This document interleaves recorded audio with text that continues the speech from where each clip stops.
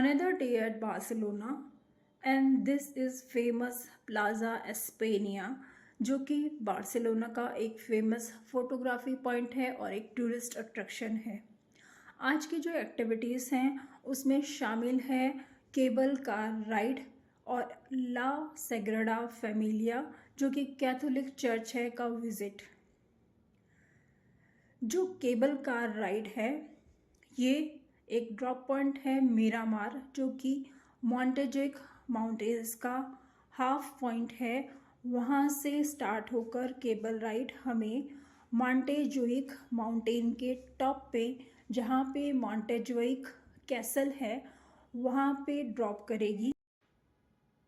मॉन्टेजुइक mountain पे मॉन्टेजुइक castle, एक botanical garden और एक पूल है। इन सभी एक्टिविटीज़ को कवर करते हुए वापस इसी केबल कार से बार्सिलोना का सिटी व्यू लेते हुए वापस ड्रॉप पॉइंट पे ड्रॉप होना है।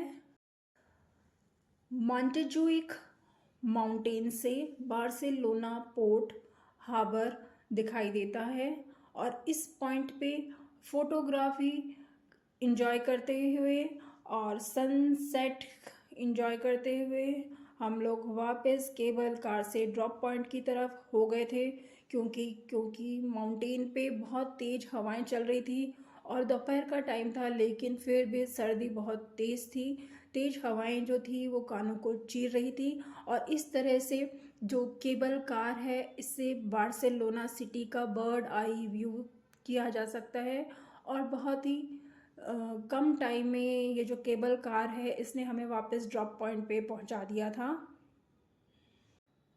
हमारे ट्रिप में होने वाली जितनी भी एक्टिविटीज़ हैं ये हमारे पैकेज में पहले से बुक थी। हमें कहीं पे भी इंडिविजुअल पेमेंट्स नहीं करने थे। हाँ, टिकट ज़रूर कलेक्ट करना था आने और जाने के लिए। जब भी आप किसी भी तरह के फॉरेन ट्रैवल पे होते हैं तो आपको अपने गाइड को या गाइडलाइंस को अच्छी तरीके से सुन लेना और समझ लेना चाहिए। किसी भी तरह की अपनी मनमर्जी या टाइम का पालन नहीं करना आपको बहुत नुकसानदायक हो सकता है।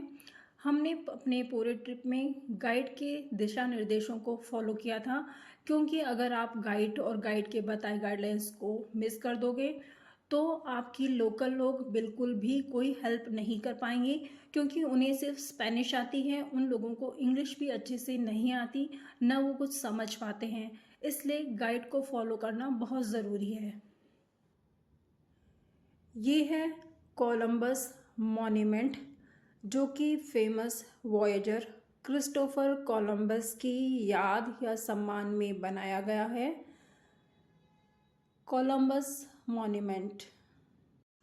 बात की जाए बार्सिलोना की तो ये अपनी आर्किटेक्चरल ब्यूटी के लिए फेमस है और इस शहर की स्थापना में नाम आता है फेमस आर्किटेक्ट एंटोनी गॉडी का, जिन्होंने इस बार्सिलोना सिटी को बेहतरीन आर्किटेक्चरल लैंडमार्क्स दिए हैं, जो कि यहाँ की वास्तु शैली पे आधारित हैं और जिनकी ब्यूटी देखते ही बनती है।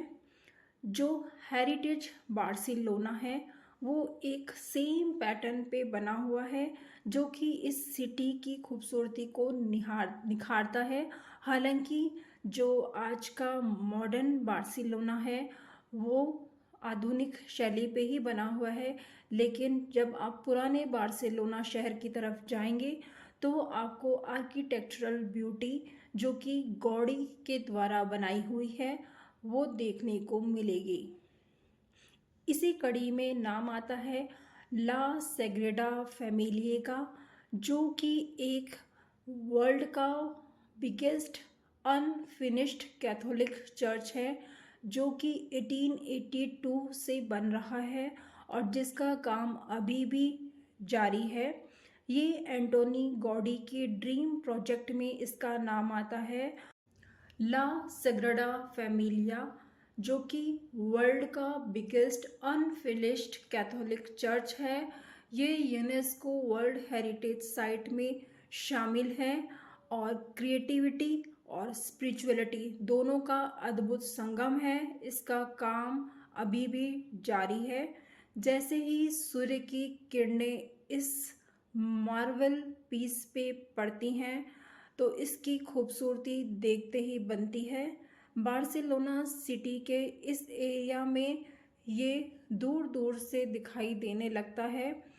ये अभी जो केबल पॉइंट पे गए थे उस केबल पॉइंट से भी दिखाई देता है। और इस समय यहाँ पर बहुत ज़्यादा क्राउड था। चूँकि क्रिसमस और न्यू ईयर का टाइम है तो यहाँ पे इवनिंग में फसाड लाइटिंग भी होती है। रात के समय रंग बिरंगी रोशनी में इस कैथोलिक चर्च की खूबसूरती देखते ही बनती है।